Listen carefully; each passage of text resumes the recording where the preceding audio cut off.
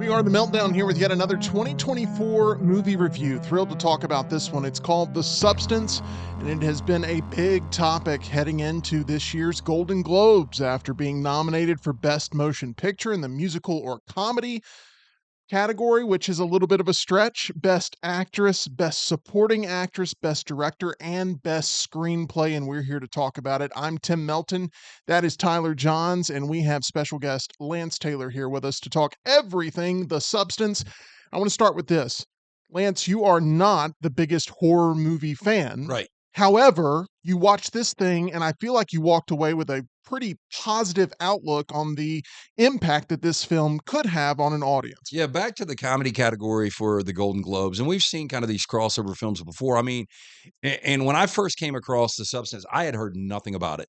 It was a random night. I was sitting on screened-in porch. I was just looking for a movie. I was by myself, and I was like, "I'll roll with it." I paid $14.99 for the movie, and I know we'll get into the movie a little bit, but it was described as a dark comedy horror, and I think it is kind of a satirical horror. Absolutely. So I kind of get that angle. I really didn't know what I was getting into.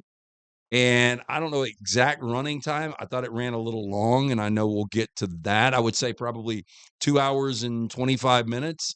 And I thought the first hour half, hour 45 was fantastic. It was perfect, pitch perfect up until the third act, where it really it's either a make or break moment for you in the third act that feels like it goes on for almost an eternity. Yeah, because the first act was Demi Moore. And what was it? Elizabeth was the character, I think. That is correct. Yeah, and so they go to the backstory there, and look, and I think it's not even a societal stereotype, it is legitimate, and it is no more magnified anywhere in the world than Hollywood.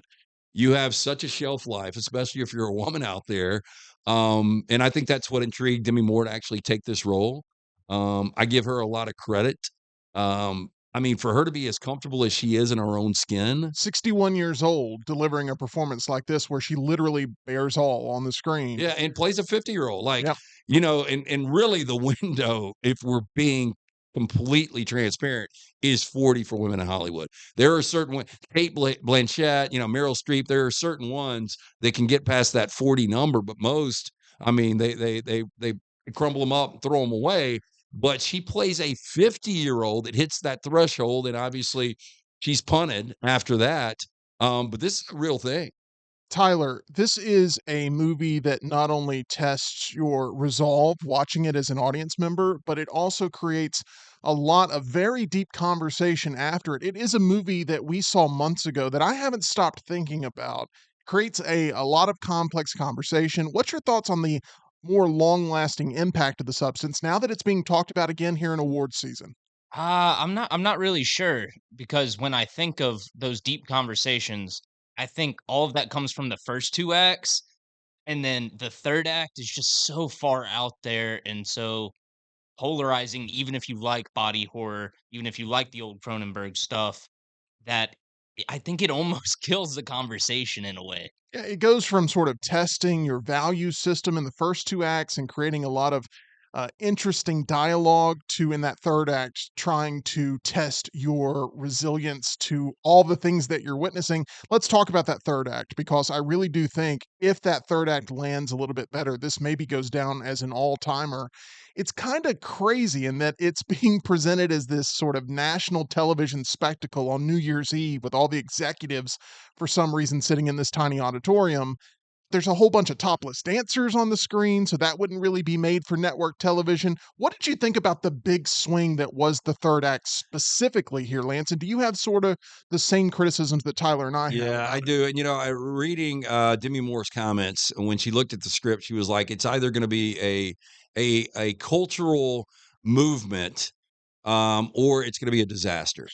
And I think maybe it's a little of both. I mean, I don't think Hollywood's going to be like, "Oh, damn, we're wide awake now." Demi Moore in this script says that Yeah. we flush these women at 50. I don't think that's going to change at all. I mean, it's been going on in Hollywood. It's the ageless tale there. I did find it really interesting because I thought I mean, I thought everything. I thought the pacing, the editing, I thought the score. The production design in this is incredible. It's almost like the level of The Shining for me with how great they get the production design in this. Is that too far of a No, stretch? no, I really don't think it is. Again, it was so unique. I didn't know who the Margaret Qualley girl was, Andy McDowell's daughter, and I know there's a link because Andy McDowell was in St. Elmo's Fire. I don't know if you guys have ever seen it. Demi Moore in St. Elmo's Fire. So new mom, and I think comfortable working with daughter. But first act, second act, just fantastic. And that's what's so amazing. I don't know why you have to get out there. Like, I think you could have done a little bit of this. And I read that they used actual fire hoses to pump out this fake blood. I mean, it was like you can't believe us. Like, we're not overstating Right. and being over dramatic here. It's one of the most over the top scenes that just didn't It make a lot of it It is. sense. makes the pig's blood prom scene from Carrie Uh, look Child's completely play. tame. Looks Yep, Yeah. child's play. looks like a paper cut. Let me ask you, Lance, the actual hook of the movie in that this substance is a cure-all Yeah. for aging, is the substance something that you'd ever consider taking? Like, does it end up Uh, giving you I'll this tell you sort of this. like rabbit hole of I'm, what you'd I'm, go down to do? I'm older than you. I'm obviously a lot older than Tyler.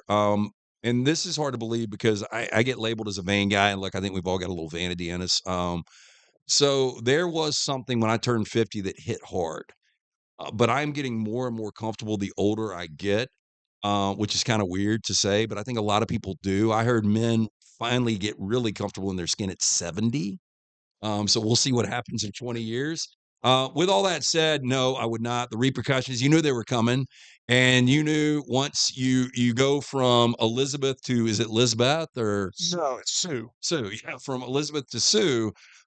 She's not going to want to get back in that skin of Elizabeth. So, that's one of those moral dilemmas that I think some people would roll the dice on it. Is this an Ozempic movie? Is this a story talking about the craze of Ozempic right now in a way? Or is it plastic surgery? Is it Y y everything all I under think the sun? it's all encompassing, but I think it is.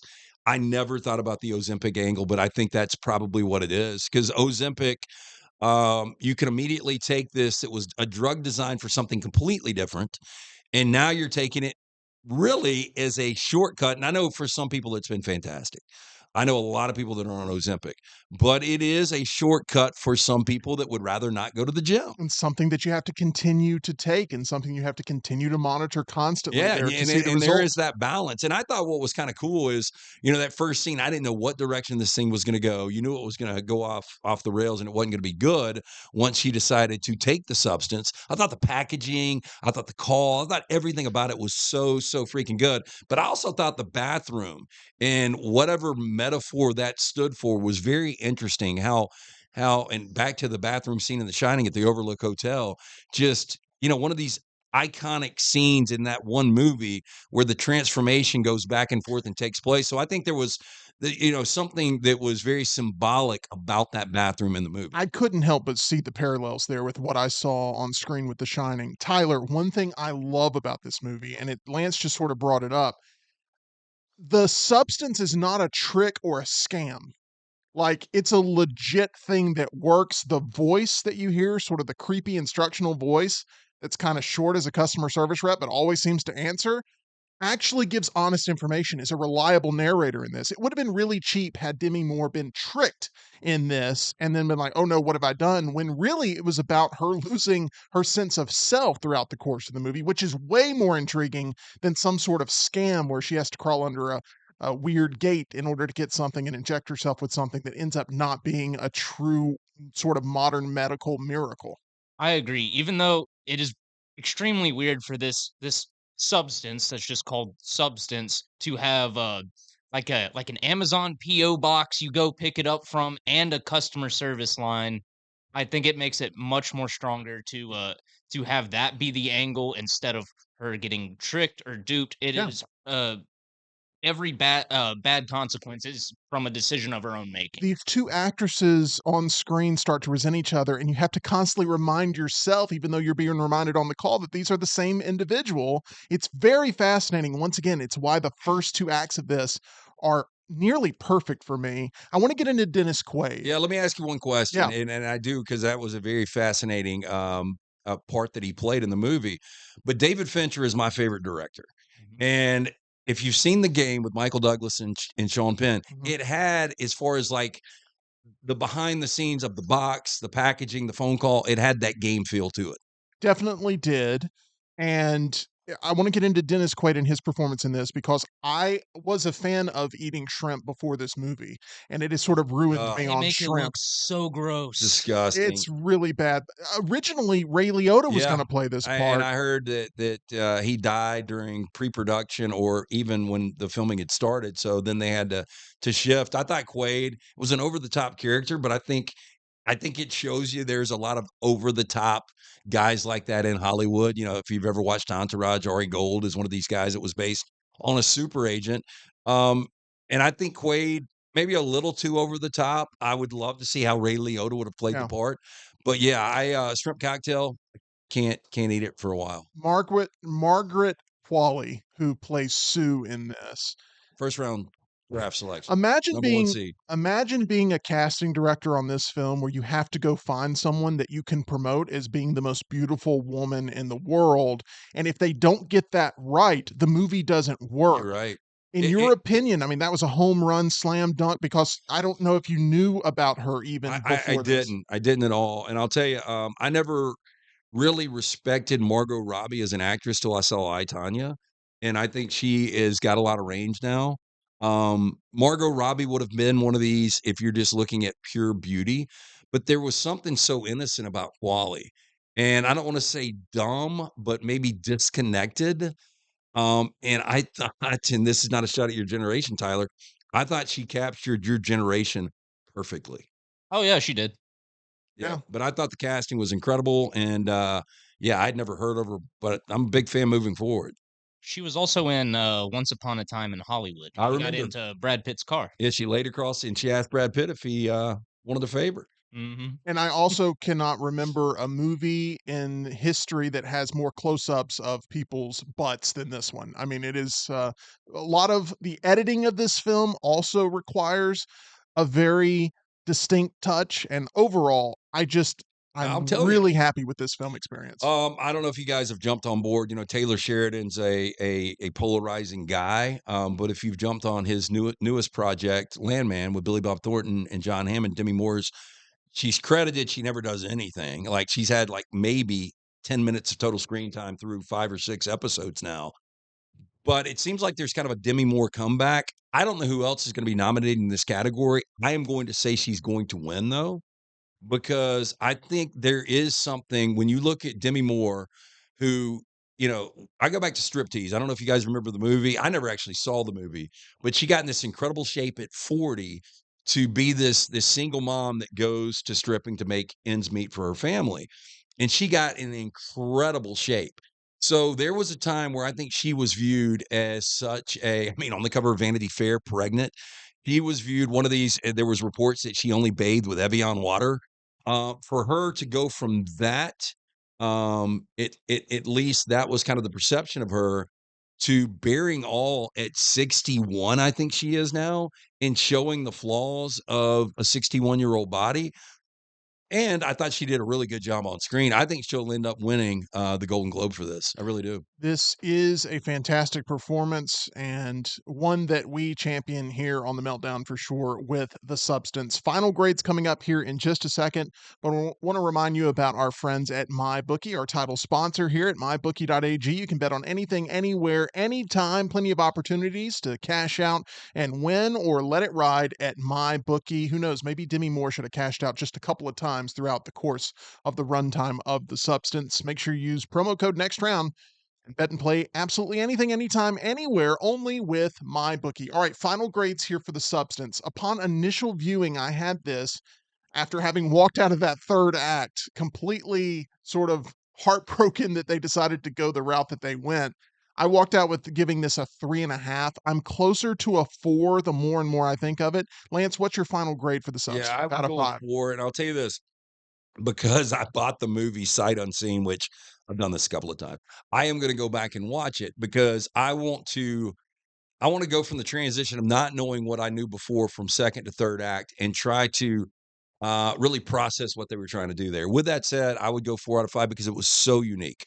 All right, Lance went with 4 witch fingers out of 5. What are you going with here out of 5, Tyler, for final grade? I'm going with 3.5 out of 5. I thought the first 2 acts were absolutely perfect. That would make it like a 4.5 star movie, but then the last act is just so far out there that it has to drop it down. It it So I'm it stuck really at 3.5. Well, if they would have stuck the landing, Melton, I mean, there's a chance that this thing could have been the Parasite of 2024.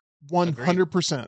It's all about the defense of that 3rd act, and I feel like it's a completely different type of experience that starts to turn the mirror less on the women on screen and more on the audience itself, and it really punishes you as an audience member that is rooting for it to really land as an all-timer, and it just doesn't quite get there, but overall, still one of the best horror movies of 2024. What do you think of The Substance, and what is its awards potential there with the Academy Awards? Could it get nominated for Best Picture? Will Demi Moore be a lock as a nomination for Best Actress at the Academy Awards? It should be an interesting couple of months still talking about The Substance. Let us know in the comments section below.